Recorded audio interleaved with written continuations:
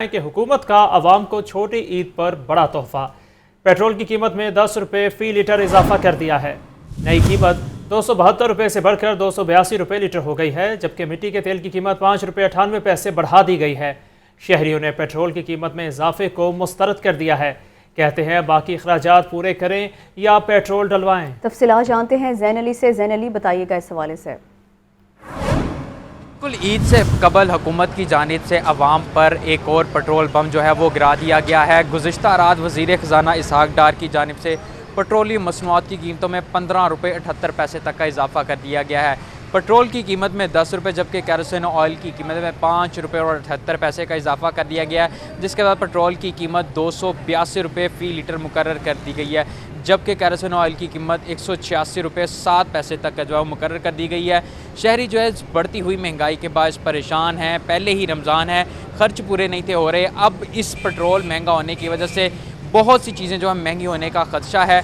शहरी क्या कहते हैं इस बढ़ते हुए पेट्रोल की कीमत पर, उन्हीं से जानते हैं। सर बताइएगा, ईद से कबल 10 रुपये लीटर पेट्रोल की कीमत में इजाफा करना, क्या ये हुकूमत की तरफ से आवाम के लिए ईद तोहफ़ा है?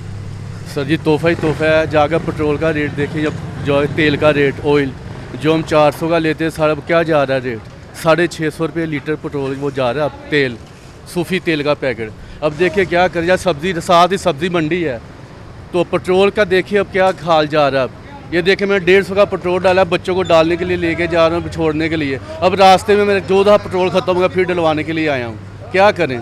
अब हम कढ़ाई का काम करता हूँ, सिलमस्तारे का। अब पेट्रोल भी हम जाके जब वहाँ पे जाना है, अब छिड़ के पास, अब कहाँ पे जाए, हम कहाँ पर जाएं पेट्रोल के लिए?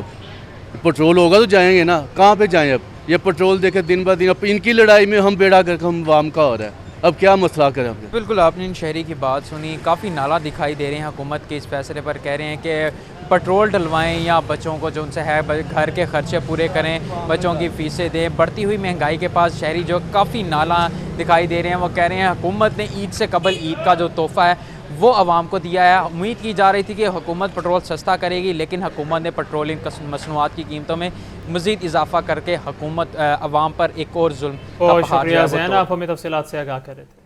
हुकूमत ने ईद से कबल महंगाई का तोहफा दे दिया। पेट्रोल सस्ता करने का कहकर मजीद महंगा कर दिया गया। पेट्रोल की कीमत में 10 रुपये फ़ी लीटर इजाफे पर शहरी भट पड़े। कहते हैं अभी तक बच्चों को ईद के कपड़े नहीं लेकर दिए। महंगा पेट्रोल डलवाएं, राशन पूरा करें या ईद की शॉपिंग करें, शहरी परेशान। हमें बहुत प्रॉब्लम हो रही है, गरीब आदमी को तो बहुत मसला है। आप यकीन करें कि जो भी रिक्शा चलाता है वो सारा दिन शाम तक जाता है, ना उसका किराया पूरा होता है, और वो हर एक बंदा, जितने लोग मिलते हैं वो सब भी यही कहते हैं यार हमारा गुजारा नहीं हो रहा। वो गरीब आवाम क्या करेगी? सैलरी पर्सन क्या करेगा? वो घर का खर्चा चलाएगा, पेट्रोल डलवाएगा या घर का किराया देगा रेंट पर्सन? पेट्रोल बड़ा महंगा हो गया, साढ़े खर्चे नहीं पूरे हो रहे, सवारी ना सारी लड़ाई है। ठीक है, मेहरबानी है, अपील है हुकूमत को पेट्रोल सस्ता किया जाए। भैया स्टूडेंट बंदे हैं, कहाँ जाए? पेट्रोल भी महंगा करते 10 रुपये। पहले हमारे पास पैसे पहले नहीं देते स्टूडेंट बंदे के पास। स्टूडेंट बंदा कहाँ से पैसे कमाएगा? घर वाले कहते हैं पेट्रोल के पैसे नहीं है, घर वाले मांगे वखरा सील करते हैं। अब बंदा क्या करे? खान ਨੂੰ ਰੋਟੀ नहीं ਲੱਭਦੀ ਪਈ, तेल महंगा करी जा रहे हैं। अपना ਇਹਨਾਂ ਦੇ मुसीबत ਪੈਂਦੇ ਤਾਂ फटाफट असैम्बली बुला लेंगे ने। गरीब आम वास्ते कोई असैम्बली नहीं, कोई उन्होंने वास्ते सोच नहीं, कोई समझ नहीं हैगी। महंगाई कितने जा रही है, गरीब मर रहे हैं, कोई उन्होंने देखभाल नहीं है। पहले जब भी 1 रुपये की भी अगर महंगाई होती थी ना, तो मौलाना फजलुर रहमान साहब और हमारी मरियम नवाज शरीफ साहब वो सबसे पहले चिल्लाते थे कि इतनी महंगाई होगी, इतनी महंगाई, अवाम को पागल किया जा रहा है, अवाम को लूटा जा रहा है। अब उनको नज़र नहीं आ रहा कि अब ये क्या हो रहा है अवाम के साथ। जब इमरान खान साहब का दौर था तो 150 रुपये लीटर पेट्रोल बेचता था, 150 रुपये लीटर पेट्रोल बेचता था। अभी वो ही पेट्रोल उतनी उसी पा खरीद के ना 282 रुपये कर दिया। एडा भी नहीं जुल्म होना चाहिए। आपस ਦੇ ਵਿੱਚ ਲੜੀ ਜਾ ਰਹੇ ਆ, ਸ਼ਹਿਬਾਜ਼ ਸ਼ਰੀਫ ਉਹਦੇ ਨਾਲ ਲੜੀ ਜਾ ਰਹੇ, ਇਮਰਾਨ ਖਾਨ ਨਾਲ ਲੜੀ ਜਾ ਰਿਹਾ। ਮੁਲਕ ਦੇ ਬਾਰੇ 'ਚ ਨਹੀਂ ਕੋਈ ਸੋਚਣ ਦਿਆ ਕਿ ਯਾਰ ਅਸੀਂ ਬੈਠ ਕੇ ਜਿਹੜੀ ਜਿਹੜੀ ਹੋਈ ਹੈ, ਇੰਨੀ ਮਹਿੰਗਾਈ ਹੋਈ ਹੈ, ਇਹਦੇ ਬਾਰੇ 'ਚ ਅਸੀਂ ਕੋਈ सोचिए। ये तो इजाफे पे इजाफा है ना, हर 3 माह के बाद, हर 15 दिन के बाद, हर 20 दिन के बाद मुलाजम की सैलरी वही है। आगे बढ़े और आपको बताएं, अपनों के साथ ईद मनाने की खुशी परदेसियों के लिए इम्तिहान बनने लगी है। ईद से कबल पब्लिक ट्रांसपोर्टर्स ने किरायों में खुद साख्ता इजाफा कर दिया है। एक तो काम नहीं, दूसरी जानिब ट्रांसपोर्टर्स मुंह मांगे किराए वसूल कर रहे हैं। मुसाफिरों की दुहाई। ट्रांसपोर्टर्स का कहना है कि पेट्रोल और डीजल की कीमतों में इजाफे से किराए बढ़ाने पर मजबूर हैं। मज़ीद जानते हैं नुमाइंदा शबीर हैदर जफर से, जो इस वक्त सिटी बस टर्मिनल पर मौजूद हैं। जी शबीर, बताइएगा। जी, ईद से कबल पब्लिक ट्रांसपोर्टर्स की जानब से किरायों में खुद साख्ता इजाफा कर दिया गया है, जिसकी वजह से गरीब आदमी जो है वो ईद की खुशियां अपनों के साथ मनाने जाने के लिए भी वो इस वक्त परेशान दिखाई दे रहा है। उनका कहना है कि ईद की खुशियां कैसे मनाई जाएं। पहले महंगाई ने जो है वो कमर तोड़ दी है। महंगाई की वजह से 2 वक्त की रोटी नहीं मिल रही और ईद की खुशियां अपनों के साथ कैसे बांट सकते हैं। इस हवाले से अगर बात की जाए तो मैं यहाँ पर इस वक्त मौजूद हूँ सिटी बस टर्मिनल सिकंदरिया कॉलोनी है। यहाँ पर जो परदेसी हैं वो आ रहे हैं मुसाफिर, और अपनों के पास जाने के लिए आज से कुछ ऐसे मुसाफिर हैं जो आज से जाना शुरू हो गए हैं, और इस हवाले से उनसे बात करते हैं कि उनका क्या कहना है, किरायों की क्या सूरत हाल है। किराया सर, किराया तो इधर बहुत डबल हो गया, डबल से भी ऊपर है, और मिल ही नहीं रही टिकट। और महंगाई की सूरत हाल ये है कि महंगाई बहुत ज़्यादा हो गया, रोटी भी मुश्किल हो गया खाने। हम लोग इधर मजदूरी करते हैं और इधर बहुत मुश्किल है, इतनी महंगाई हो गई है सर। आप बताइएगा आप कहाँ जा रहे हैं और क्या सूरत हाल है? शोरकोट जा रहा हूँ, लाहौर से शोरकोट जा रहा हूँ, टिकट भी नहीं मिले। तो क्या टिकट किराया क्या लिया जा रहा है? पहले क्या किराया था? पहले किराया तो 1300-1400 था, अब 1600-1700 है किराया टोटल। अभी टिकट भी कह रहे हैं नहीं मिल रही। जी बिल्कुल, जैसे आपने देखा कि इस वक्त जो मुसाफिर हैं वो परेशान दिखाई दे रहे हैं कि टिकट आज से ही नहीं मिल रही, और उसके साथ साथ किराया तो जो है वो मनमाने वसूल किए जा रहे हैं। और भी लोग यहाँ मौजूद हैं, उनसे बात करते हैं। आप बताइएगा आप कहाँ जा रहे हैं और क्या मसला? मैं शोरकोट जा रहा हूँ। यहाँ पर एक ही बस जाती है, इन्होंने मोनोपोली क्रिएट की हुई है। कम से कम 2 से 3 तो बसेस होनी चाहिए ना। जब मैं आया था लाहौर तब 800 किराया था, अब डबल हो गया, 1600-1700 हो गया है। बंदा पहले जाता था 1 हफ्ते बाद 2 हफ्ते बाद चला जाता था, अब 2 महीने 3 महीने लग जाते हैं, इतना किराया ज़्यादा हो गया है। जैसे आपने सुना, उनका कहना है कि एक तो सीटें नहीं दी जा रही और दूसरी जानब जो है किराया है वो अपनी मन मर्जी के मुँह मांगे किराए वसूल किए जा रहे हैं, और लोग जो हैं इस वक्त परेशान दिखाई दे रहे हैं। और हुकूमत से ये अपील कर रहे हैं कि कम अज़ कम किरायों में कंट्रोल करने के लिए ऐसा लाएअमल बनाया जाए ताकि लोगों की जो मुश्किलात हैं वो भी कम हो सकें, और जो परदेसी हैं वो अपनों के साथ ईद की खुशियाँ भी मनाने के लिए बआसानी जा सकें, और उनको किराया जो अज़ाफ़ी किराए वसूल किए जाते हैं उनके लिए कुछ सद्देबाब किया जाए। बहुत शुक्रिया शबीर। माह सयाम में सफ़ेद पोश तबका रिलीफ से महरूम है। मुफ्त आटे की अहलियत पर पूरा ना उतरने वाले शहरी महंगा आटा खरीदने लगे। मार्केट में चक्की का आटा 170 रुपये फ़ी किलो तक बिकने लगा। फ़ाइन आटा 160, खुला आटा 150 रुपये किलो तक दस्तियाब है। बढ़ती कीमतों के बायस 10 किलो आटा खरीदने वाले शहरी 3 किलो आटा लेने पर मजबूर हैं। इसी पर बात करेंगे जाहिद आबिद से। जी जाहिद, क्या तफसीलात हैं?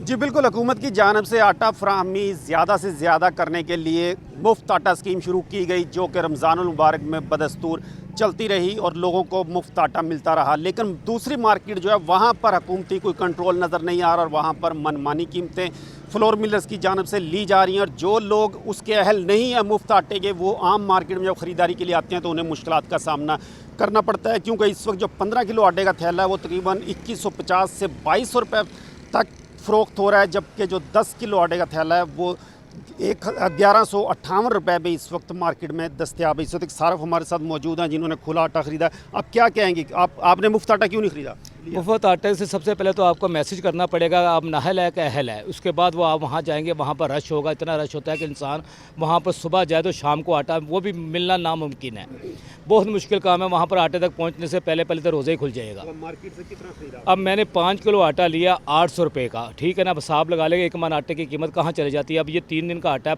800 रुपये, और मैं सरकारी मुलाजम हूँ, मेहनती आदमी हूँ, मतलब मेरी तनख्वाही 25,000-30,000 में कैसे गुजारा करो ये मुझे मालूम है। जी बिल्कुल, सार्फिन यही कहते हैं कि अगर वो मुफ्त आटे के अहल नहीं है तो इसका ये मतलब नहीं है कि उन्हें मार्केट में बेलगाम महंगाई पे आटा फराहम किया जाए। इस वक्त जो सूरत हाल है उसमें खुला आटा 150 से 160 रुपये फ़ी किलो मार्केट में बेचा जा रहा है, जबकि चक्की का आटा जो है कम अज़ कम 170 रुपये फ़ी किलो तक इस मार्केट में बेचा जा रहा है, जिसकी वजह से वो लोग जो मुफ्त आटा नहीं ख़रीद पा रहे हैं, नहीं ले रहे, वो आम मार्केट से महंगा तरीन आटा ख़रीदने पर मजबूर हैं। जी शुक्रिया जाहिद आबिद। महंगाई ने शहरियों को चारों तरफ से घेर रखा है। एक हफ्ते में 26 अशिया की कीमतों में इजाफा हुआ है।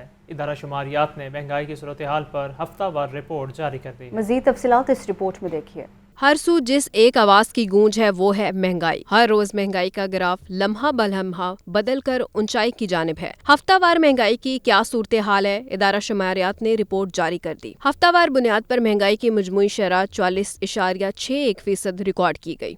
एक हफ्ते में 26 अशिया की कीमतों में इजाफा हुआ, 9 अशिया की कीमतों में कमी और 16 की कीमतों में इस्तेकाम रहा। एक हफ्ते में LPG का घरेलू सिलेंडर 141 रुपए 61 पैसे महंगा हुआ। एक दर्जन अंडे 6 रुपए 89 पैसे महंगे हुए। एक हफ्ते में जिंदा मुर्गी की फी किलो कीमत में 8 रुपए 29 पैसे इजाफा हुआ। बीफ की कीमत में 5 रुपए 74 पैसे जबकि मटन की कीमत में 9 रुपए 95 पैसे इजाफा हुआ। एक हफ्ते में फी दर्जन केले 4 रुपए महंगे हुए। दाल माश की कीमत में 6 रुपए 12 पैसे इजाफा। एक हफ्ते में टमाटर की कीमत में 17 रुपए 14 पैसे कमी वाक़ई हुई। प्याज की कीमत में 15 रुपए 37 पैसे और लहसुन की कीमत में फी किलो 4 रुपए 95 पैसे कमी आई। 20 किलो आटे के थैले की कीमत में 74 रुपए 7 पैसे कमी आई। अवाम कहते हैं जिस कदर महंगाई हो रही है इस तनासुब से चंद अशिया की कीमतों में मामूली कमी बेमानी है। हुकूमत और इंतजामिया महंगाई को कंट्रोल करे।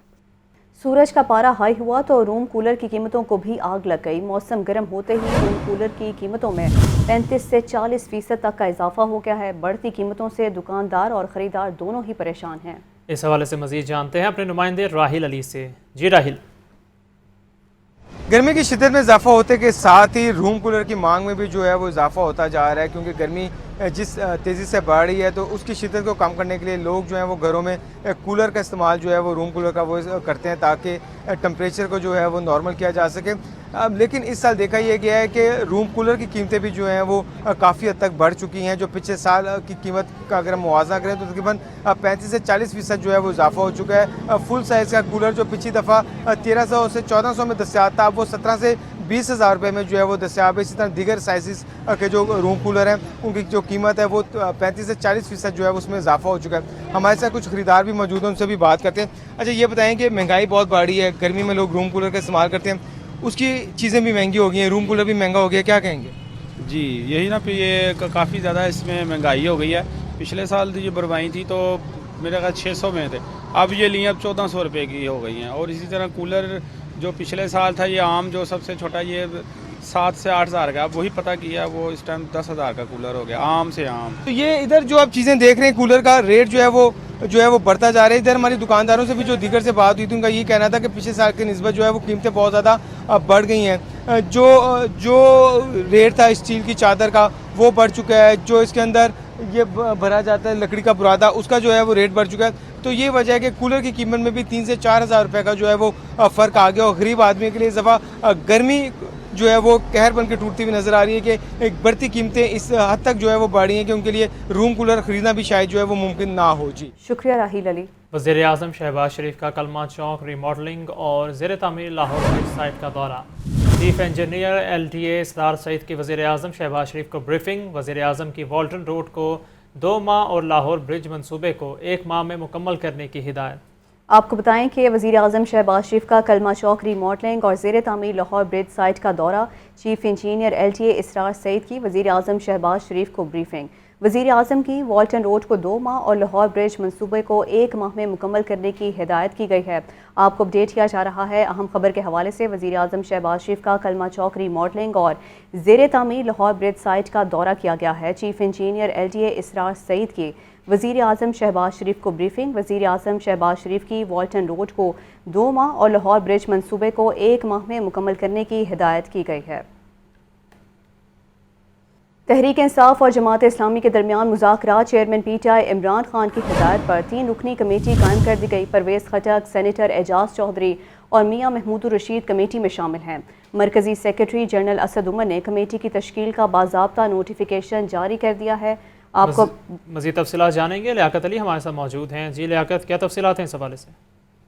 जी बिल्कुल, पाकिस्तान तहरीक इंसाफ और जमात इस्लामी पाकिस्तान के माबैन मुज़ाकरात के मामले पर चेयरमैन PTI इमरान खान की हदायत पर पाकिस्तान तहरीक इंसाफ ने 3 रुकनी कमेटी कायम कर दी है। मरकज़ी सेक्रेटरी जनरल असद उमर की जानिब से इस कमेटी की तश्कील का बाज़ाब्ता नोटिफिकेशन जारी कर दिया गया। कमेटी में साबिक़ वज़ीर दिफ़ा परवेज़ खटक, मरकज़ी नायब सदर सेनेटर एजाज चौधरी और साबिक़ सूबाई वज़ीर मियाँ महमूदुर रशीद शामिल हैं। तहरीक इंसाफ की 3 रुकनी कमेटी मुल्क में जारी सियासी बहरान के हवाले से जमात इस्लामी पाकिस्तान से मुज़ाकरात करेगी। जमात इस्लामी के आला सतही वफ़द ने सियासी दर्जा हरारत कम करने के लिए गुज़श्ता रोज़ वज़ीर-ए-आज़म शहबाज शरीफ और इमरान खान से अलग अलग मुलाकात की थी और कुछ तजावीज़ पेश की थी, जिसका मकसद ये था कि सियासी दर्जा हरारत को कम करके फरीकैन को मुज़ाकरात की मेज़ पर बैठाया जा सके। तो कल वज़ीर-ए-आज़म शहबाज शरीफ और इमरान खान से मुलाकात के बाद अब ये डेवलपमेंट है कि इमरान खान ने अपनी पार्टी की 3 रुकनी कमेटी कायम कर दी है, जो जमात इस्लामी के साथ बाकायदा इंगेज होगी और जो काबिल अमल तजावीज़ हैं उस पर मुज़ाकरात करेगी।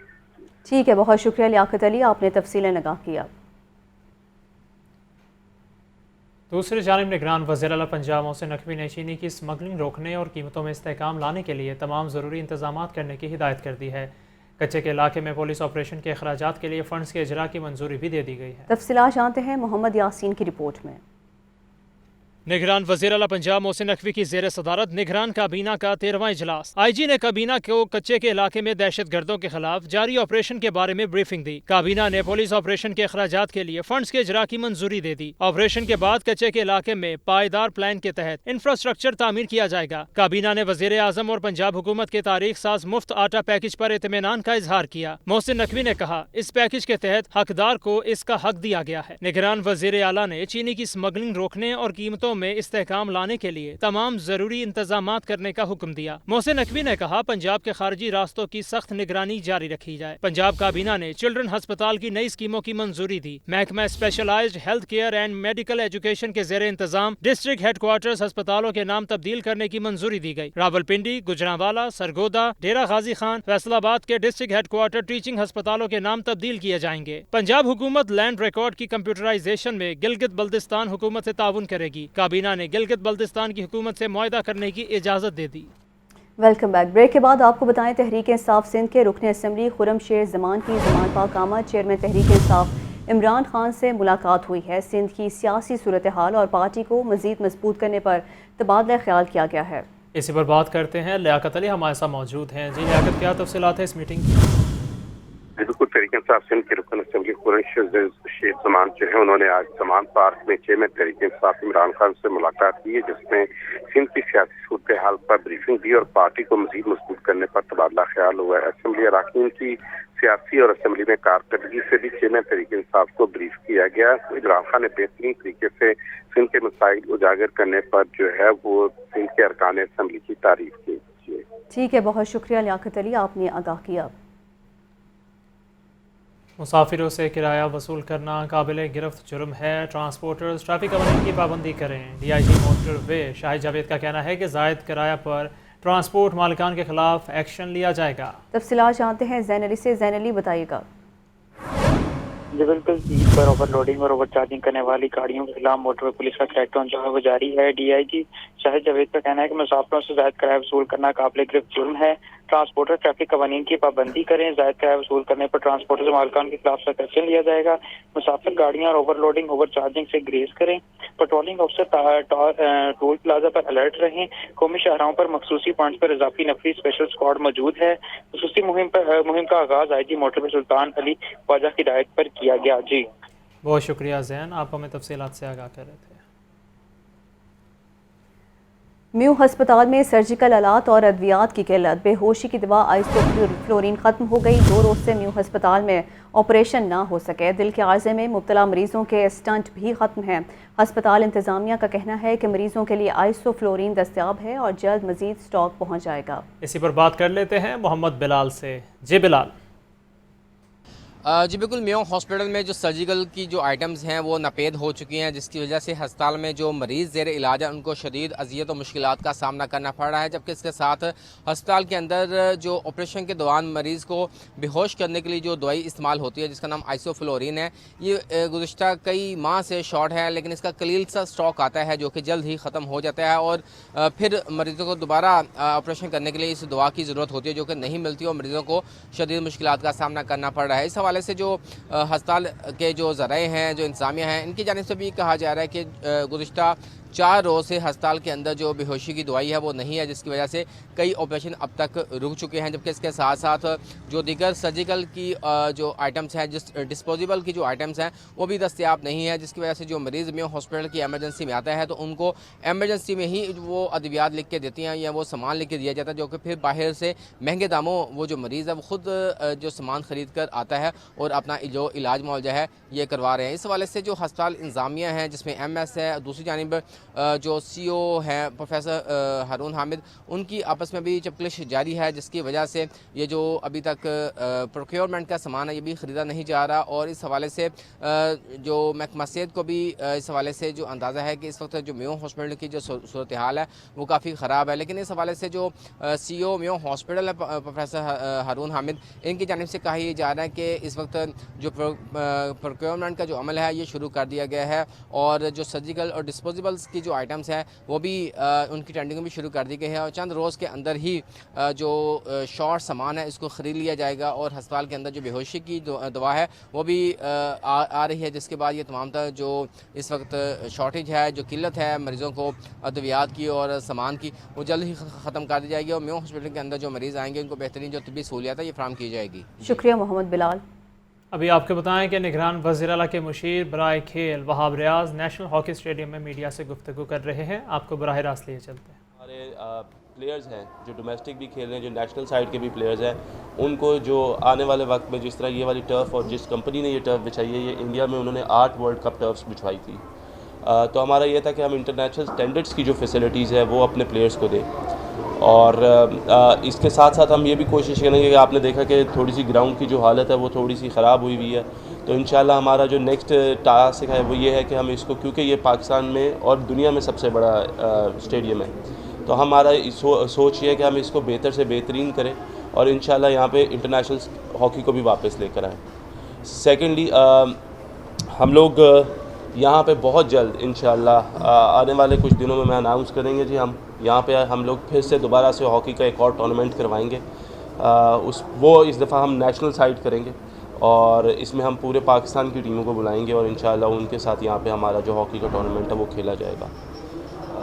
इसके अलावा हम लोग और कोई चीज़ जी very fact that IFH international hockey federation अब आएगा इसके लिए आएगी इसके लिए सर्टिफिकेशन के लिए, so it has to be made fit for that. ठीक है और बिल्कुल जी हॉकी जो इंटरनेशनल हॉकी फेडरेशन जो है उसके साथ हमारी जो है वो कोलैबोरेशन होगी, क्योंकि उनकी इजाज़त के बगैर यहाँ पे जो है हम लोग टूर्नामेंट कोई भी इंटरनेशनल गेम्स नहीं करवा सकते।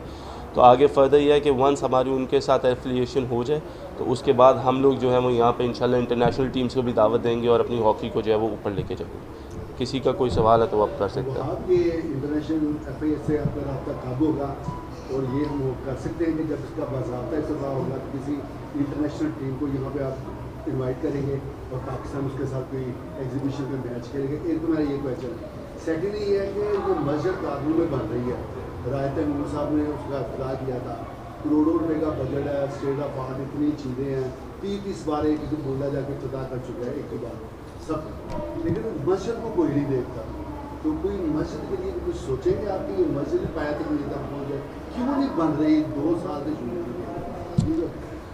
देखिए ये मैं जो पीछे होता रहा उसका तो मैं जवाब नहीं दे सकता और मैंने इसीलिए अभी तक इफ्तिताह नहीं किया, क्योंकि मैं ये चाहता हूँ कि चीज़ें जब तक पूरी स्मूथ ना चलें तब तक हम कोई ऐसा काम ना करें जिसके बाद हम लोगों को बैकलैश हो उसका।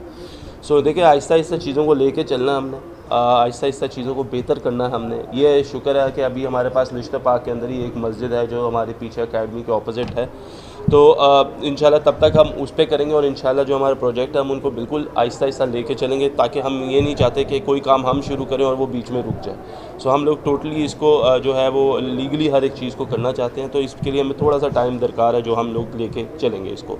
सेकेंडली बिल्कुल जी हम करेंगे। देखें ओपनिंग मैच का to be very honest too early to say that कि किसी इंटरनेशनल टीम को बुलाना, उनसे कांटेक्ट करना, it will take a lot of time. ये 7 दिन में आज बीत जाएगी तो 7 दिन बाद हम इस पर खेलना शुरू कर सकते हैं। सो दैट्स वाई मैंने ये कहा कि अगर 7 दिन की आप बात करें तो हो सकता है 15 दिनों में मैं हॉकी का हम लोग एक नया टूर्नामेंट अनाउंस कर दें। जिस तरह आपने देखा कि अभी हमने रमज़ान में करवाया, तो अब हम इसके लिए करवाएं ताकि हमारे प्लेयर्स जो हैं इन जो इंटरनेशनल फैसिलिटीज़ हैं उनसे भी फैसिलिटेट हो सकें। नाम थे वज़ीर आज़म, उनके दौर में ये स्टाफ किया, बहुत बड़ा जलसा किया गया, सवाल किया गया एयरपोर्ट पर। अब कोई ऐसी स्पोर्ट में पंजाब ऐसी कोई कानून साजी करने जा रहा है कि आप इसमें खेले हों, कोई दीगर जो एक्टिविटीज़ ना हो सके? देखिए, मैं इसमें एक चीज़ कर सकता हूँ कि अब बात करें कि वज़ीर आज़म शहबाज शरीफ की ज़ेर सदारत आला सतह का इजलास हुआ। लाहौर में जारी अवामी सहूलत के तरक्याती कामों और मुजव्वज़ा मनसूबों का जायज़ा लिया गया। वज़ीर आज़म की तमाम जारी मनसूबों को जल्द मुकम्मल करने की हिदायत।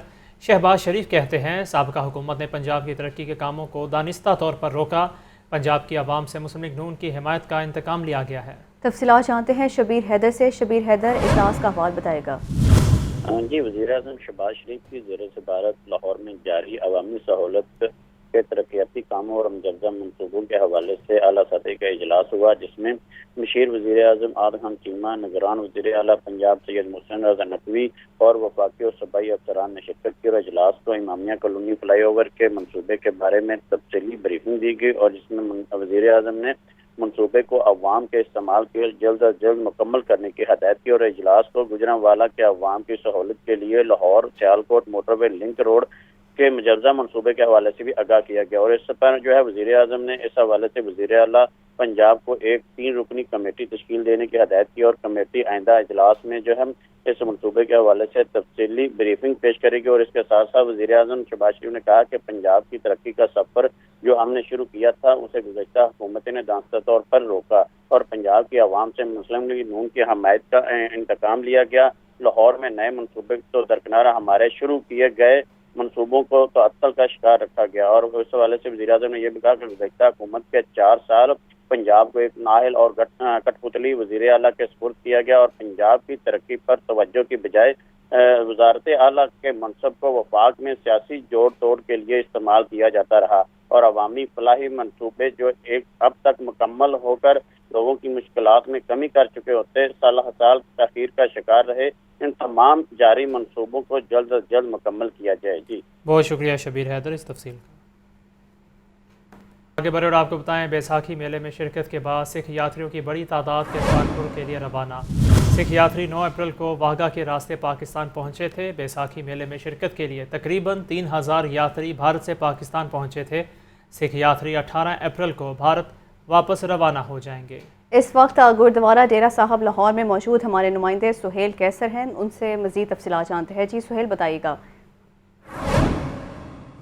देखिए, इस वक्त हम गुरुद्वारा डेरा साहब में मौजूद हैं, जहां पर इस वक्त सिख यात्रियों की बहुत बड़ी तादाद भी मौजूद है और ये वो सिख यात्री हैं जो बैसाखी मेला और खालसा जन्मदिन की जो तकरीबात हैं उनमें शिरकत के लिए 9 अप्रैल को वाघा के रास्ते पाकिस्तान पहुँचे थे और अब ये हसन अब्दाल और कुछ दूसरे शहरों में अपनी मजहबी रसूमात की अदायगी के बाद लाहौर में मौजूद हैं और सिख सरदारों की बड़ी तादाद जो है वो करतारपुर साहब जा चुकी वहाँ दर्शन के लिए और कुछ सरदार साहिबान जो हैं वो अभी तक यहाँ मौजूद हैं।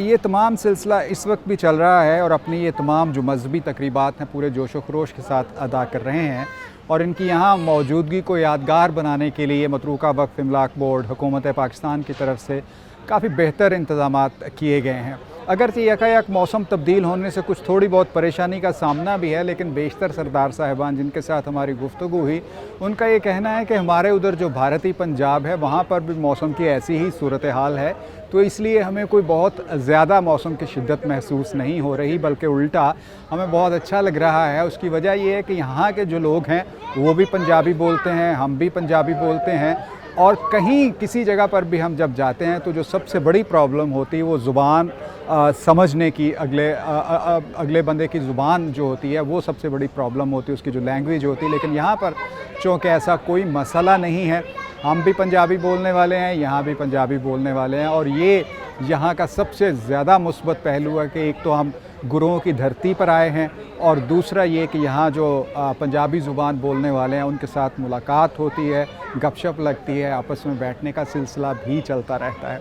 ये सिलसिला चल रहा है जी गुरुद्वारा डेरा साहब में, इसके साथ साथ करतारपुर साहब में भी मजहबी तकरीबात जो हैं वो चल रही हैं और ये तमाम सरदार साहिबान 18 अप्रैल को अपने मुल्क वापस भारत रवाना हो जाएंगे। बहुत शुक्रिया सुहेल।